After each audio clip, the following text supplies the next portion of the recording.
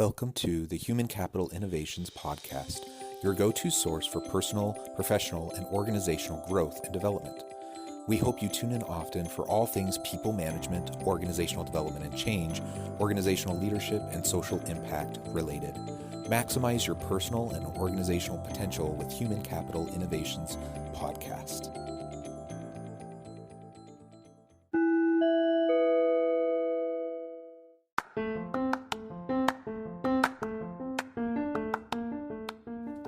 Welcome to the Human Capital Innovations Podcast. In this HCI podcast episode, I talk with Mark S. Lewis about the ticket to impactful cultural change.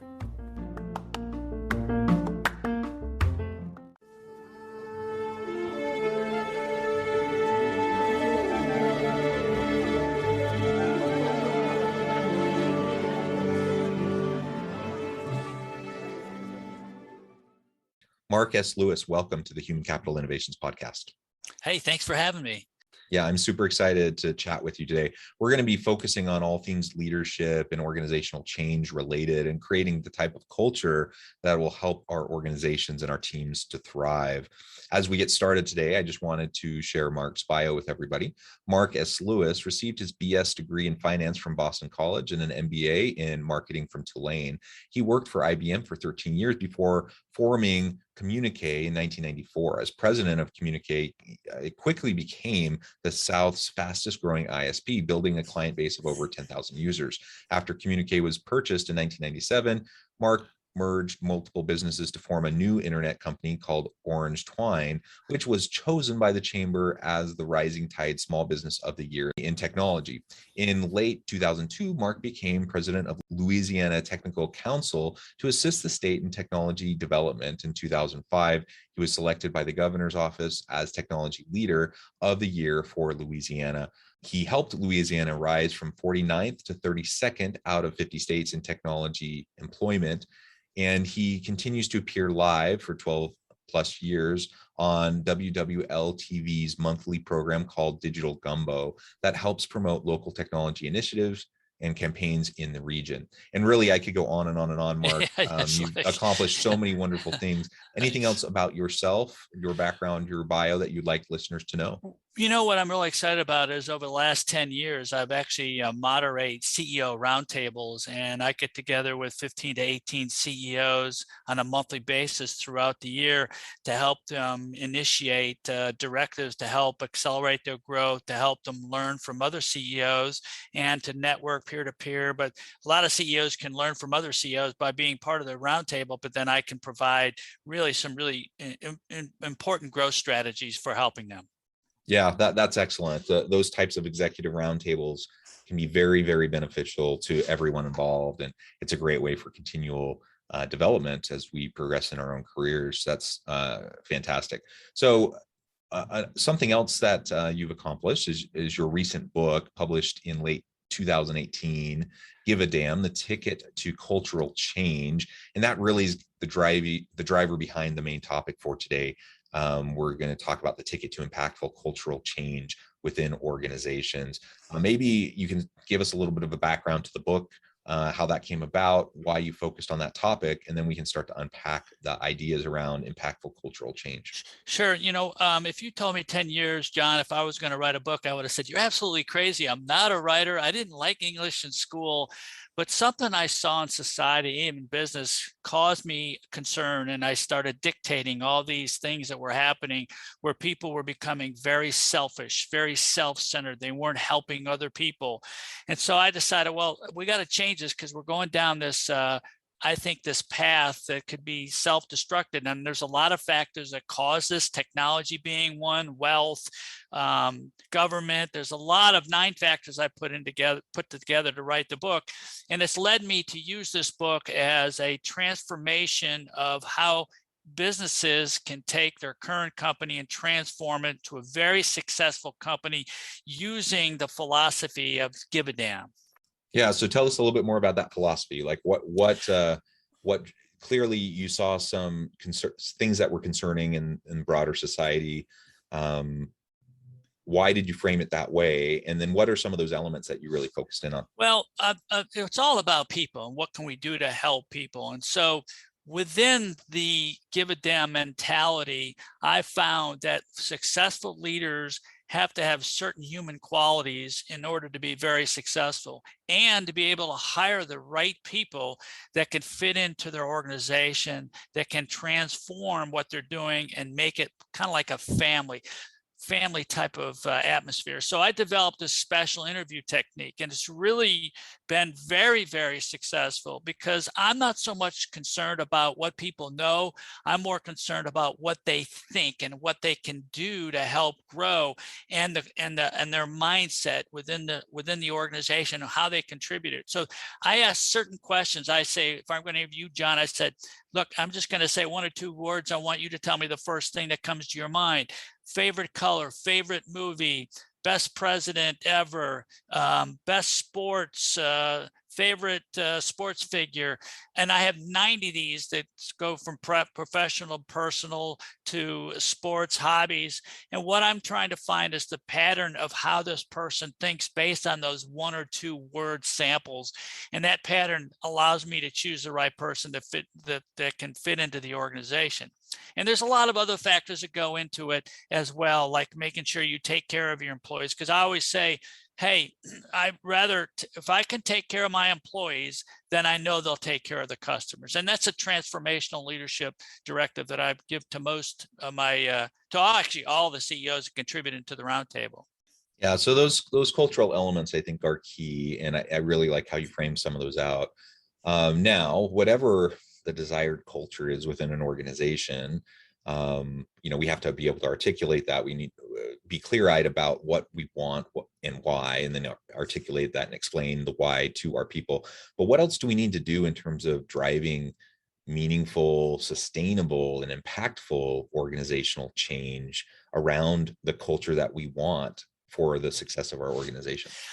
John, I think the most important thing is making people feel like they have value and a purpose within the organization. And that value and purpose that they're contributing to the value and the purpose is transformed by you as a leader developing those qualities and the traits to show that you're transparent, that you have empathy, that you want them to succeed. You're giving them the tools to succeed. And when they do succeed, you reward them for that success. And that starts the very beginning of an organization through their mission statement, through their vision statement, and especially the core values. When you implement core values and everybody buys off on those core values, and you stick to those core values you develop your mission and your vision, and everybody goes down that same path, that is what I believe is success, and how you become a very successful organization. But there's a lot of other things, like making sure you set goals for them, and if you achieve the goals, you share in the success. It all leads to trying to do and serve other people, because in part, it's part of my book. If you serve other people, then that in fact serves you. So by taking care of other people, you benefit from that. But people get it in reverse. They always say, what's in it for me? That's their thinking. I'm trying to get away from that mentality. Yeah, and I like a servant leader kind of an approach to how we lead organizations. If we want a healthy, dynamic, innovative organization, we need to empower those around us. We need to trust in them. They need to trust in us. And that's really hard to do with an authoritarian style, or a command control, micromanaging kind of an approach that just pretty much shuts down innovation and creativity. And so the servant leader approach, and we could quibble on the ins and outs of what that means exactly, but generally speaking, I think really what it means is that I have a developmental approach to my people, that I want to support them, I want to help develop them, and that I don't see myself above them. Rather, I see my job is to get the best out of them and to support them to accomplish that, and be willing to roll up my sleeves and work alongside them when necessary, but also lean on their expertise, and empower them to leverage the expertise that they have that I may not have as the leader of the overall group. Yeah, I think you make a good point, John, because you need to know what you don't know. And some leaders don't think that they know everything. And I think that's an issue.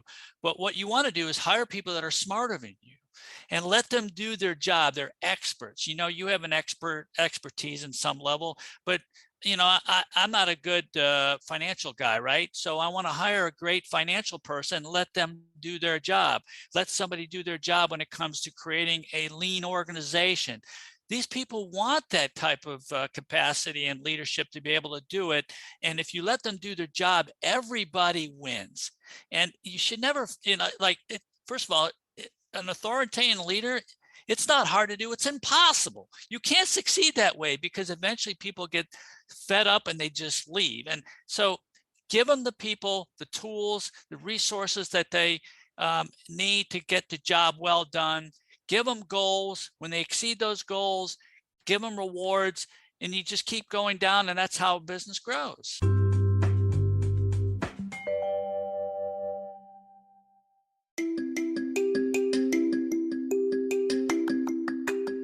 I'm excited to announce the publication of my new book from HCI Press, Bluer Than Indigo Leadership: The Journey of Becoming a Truly Remarkable Leader.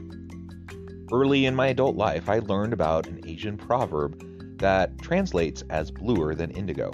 If you think about the color indigo, it is a brilliant, deep, and vibrant blue, what some would call the bluest of blues. To have something that is bluer than indigo is rare and truly remarkable. Contrary to popular myth, there is no one-size-fits-all or cookie-cutter approach to effective leadership. There's no silver bullet, no secret sauce, no go-to model that will solve all of our problems. The truth is, great leaders have all had their unique strengths and flaws, and have all had to discover and then pave their own distinctive path in their life's journey to fulfill their leadership potential. Bluer Than Indigo Leadership will help you discover your own path and explore those ordinary, everyday actions that will help you respond to an uncertain future and produce extraordinary results for individuals, teams, and organizations.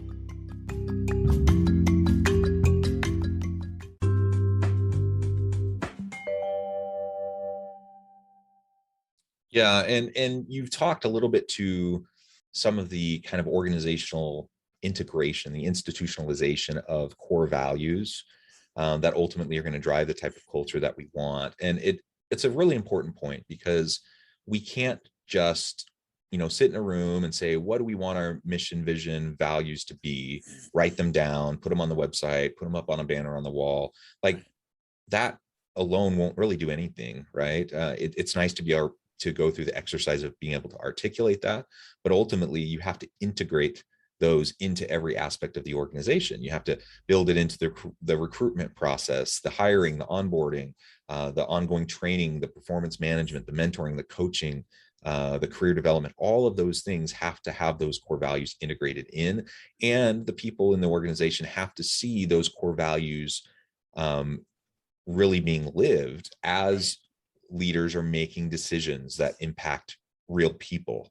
And so I could say transparency is one of my core values of my organization, but if I'm constantly obfuscating and hiding and ignoring and trying to avoid, openness around sticky issues, then it doesn't matter that I say transparency is a core value, because clearly it's not. Clearly it's not actually driving decision making and the actions and behaviors of the organization or the people within the organization, the leader.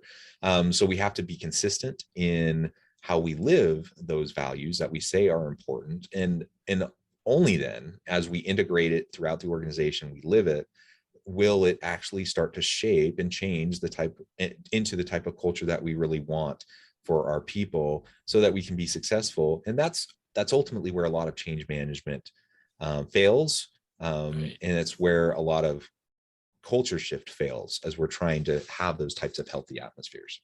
You make a good point, because you have to live what you preach. And what you preach, if you live that, then that gains trust and respect from the leader and to your employees. So you need to, by gaining that trust and respect, then people are going to want to do things to make the company successful. And, you know, and I always say that your company is usually as strong as your weakest link. If you have a weak company culture, it affects everything down the line. So you want to make sure you're strong in all those areas, and the trust and the respect that you get as a leader. Those are the people that want to follow you. And when they want to follow you, they want to do the kind of things that can help not only them succeed and help them grow as an individual, but also help the company. Because, you know, I always say, look, my goal here at hiring you as an employee is to continue your development. If you can develop and get greater expertise, and eventually, if you find something that might be better, you know, I lose employees because I trained them, especially when I ran the Louisiana Technology Council, which was a nonprofit group. I brought them in with the expectation that they were going to leave because I gave them responsibilities, I gave them development, and as a nonprofit, it was hard for me to take the next step level, but I knew that they could get to the next level. And I was very proud of all the people that I've hired have gone on to greater and better things because I helped them improve their lives and gave them a better life, so to speak. Yeah, and I think that's honestly the mark of a great leader, is one that lifts everyone around them to become, you know, to really achieve their potential and to become better than they were previously. Some people have a model of leadership where they basically try to use up the resource that they have on their team, and, you know, get as much out of them as they possibly can, squeeze every last ounce of productivity out of them, and then when they're done and they leave, or you kind of wash your hands of them and let them go their separate ways. That's not an uncommon kind of an approach and philosophy in how organizations manage their people, but it's certainly not healthy, and ultimately it's going to create a lot of other problems for the organization if that's your approach. But if we can take a developmental approach and have the mentality that, yeah, I'm going to have people come into my team, I'm going to train them, I'm going to mentor them, I'm going to coach them, eventually they're going to surpass, you know, what their current role is. And if they can move up within the organization, great. If not, I'm going to wish them well and hope that they can have great successful opportunities in other places. That has to be our mentality. Otherwise, we're going to have a stagnant organization, and one where people don't feel safe to explore, to investigate, to experiment, and ultimately innovate and drive greater value to the market. You know, you talk about what you're talking about is a self-serving attitude. And leaders who have self-serving attitudes are going to eventually fail. They may get past, but it always comes back. It'll always come back and hurt them in some type of way, because your A players will probably leave.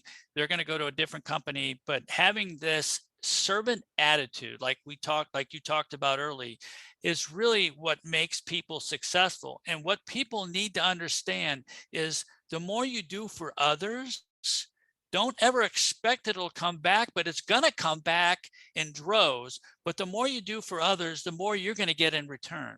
And that's what people need to understand. Don't do it because you want something that's in it for you. Do it because you're helping somebody, you're helping them grow, you're helping them get to the next level. And you know, when you do that, there's a sense of satisfaction. And when you have satisfaction and a positive attitude, guess what happens? You actually live longer because there's less stress on the body. The havoc on the body is stress. And when you go through a lot of stressful situations, health problems occur, right? And we don't want that. But if I can help somebody, I feel good. That's an internal mechanism within my body that's helping me overall in my health and my mental attitude. And that's part of what success is all about. And living, everybody wants to live as long as possible, right? This is a great way to be able to do that. Yeah, excellent. So are there any other key concepts from your book, or from just your experience or working with these executive roundtables, that you think is important to hone in on, that you would like to discuss as we kind of wrap things up today? You know, I think one of the most important things that people can do that, and most executives, and when I do this exercise with them, is on setting goals. They're very poor on setting goals. You know, goals have to be smart, right? They have to be specific and measurable, attainable, realistic, and timely. When most of these executives that I go through That's an exercise they have to do. They say, well, I want to go on a vacation I want to go on a vacation. That's their goal. Well, that's not a goal. That's more like a wish. You need to be specific. I want to take a vacation. I'm going to go to Australia by no later than the end of 2022 or whatever that may be. So you need to set a personal goals and business goals and then work to strive to achieve them. I also say you need to achieve what we call set a BHAG, or a big, hairy, audacious goal. That BHAG you set 10 years out, and then you come back and you work towards those BHAGs by setting longer term goals and then shorter term goals. Most CEOs do a terrible job at setting goals. They're more or less setting wishes. They're not specific. They don't know at a time. They don't have a plan to get there. I would encourage everybody to set goals very specifically and make sure that you can go towards achieving those and set the plans to be able to do it both personally and professionally. Yeah, goal setting is so important, and it really impacts every aspect of our lives. Family, home life, community life, certainly organizational life. And it's tricky because some of the most meaningful things are really hard to measure, and a lot of the things that are really easy to measure are not particularly meaningful. Right. And so we have to be thoughtful about, as we set SMART goals, what are the metrics that we're going to hone in on? Right. How do we know that we've accomplished it? Some things are harder to hone in on than others. And that doesn't mean we should ignore it or not strive for it. It just means we have to be more thoughtful about articulating what we're trying to accomplish and why, right? I agree with you 100%. And goals can change over time because certain factors and economic conditions or family issues, something happens that you might need to change that goal. But, goals allow you to set plans to be able to meet where you want to get to. Like you might want to say, I'm going to increase my revenue by 20% over the next year. Now that's a specific goal, you can measure it, but you're right. I mean, and then you get the people around you to be able to help achieve those goals, reward them. And I mean, everything just kind of follows from a goal, in my opinion. Yeah, absolutely. Well, Mark, it has just been a real pleasure talking with you. I note the time and we're about out of time, but before we close for today, I want to give you a chance to share with listeners how they can get connected with you and find out more about your work, your team, and then give us a final word on the topic for today. Yeah, I enjoy helping CEOs with helping them accelerate their growth. And my book, which is Give a Damn, the Ticket to Cultural Change, is something that I'm very passionate about because it can be transformational, both in personally and from a business standpoint. They can reach me. I have a website. It's called, a new website. It's called marklewisllc.com. And there's 4 areas you can click on. You can see where I've done my book. I've got an Audible version of the book. I've got a CEO facilitator playbook that I just put out for leadership coaches. If they want to implement the same kind of successes and get a lot of money for doing it, they have the ability to do that. So they can go to marklewisllc.com and click on those 4 areas that I'm really honed in on going forward. And I even starting a new business, a new startup, John, that's part of, and here I am 64 years old and I'm starting a new startup. Like, what are you doing? You're crazy. Well, I'm not crazy because this is something that can be very influential and very memorial. It helps create memories for people. And the bottom line is, when you go to a wedding and everybody's taking videos, we're creating a platform where you can upload those videos and we'll cut and splice each of those videos. The best of all those videos, and produce a single video for you automatically. So it's best for weddings, birthday parties, and I'm very encouraged by what the response we're getting out of it. So I'm into everything. Yeah, that's wonderful. Yeah. Well, Mark, it has been a pleasure. I really appreciate your time and the insights you shared. I encourage listeners to reach out and get connected, find out more about what Mark can do for you. And as always, I hope everyone can stay healthy and safe, that you can find meaning and purpose at work each and every day. And I hope you all have a great week.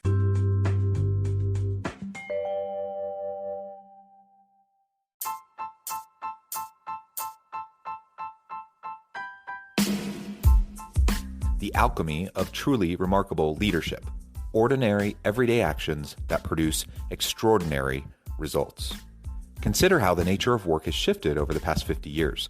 With increased globalization, rapid technological advancement, and the shift in economic composition, the average job of today looks very different than the average job of 50 years ago. What will the jobs and organizations of tomorrow look like?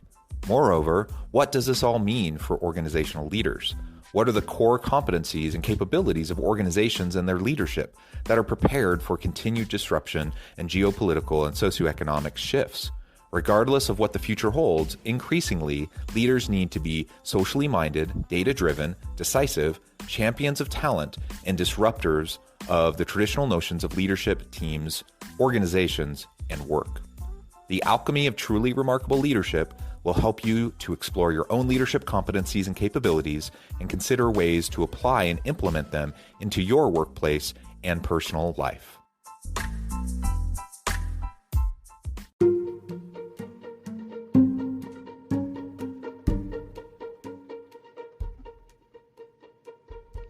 Check out Human Capital Innovations magazine, Human Capital Leadership. Human Capital Leadership is a free, interactive e-magazine with the mission to help individuals, leaders, and organizations find innovative approaches to maximize their human capital potential. We publish issues quarterly in August, November, February, and May. Take a look at the latest issue and let us know what you think.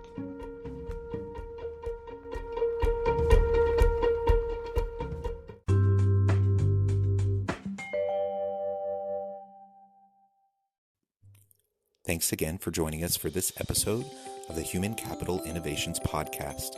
I hope you stay healthy and safe and that you have a great week.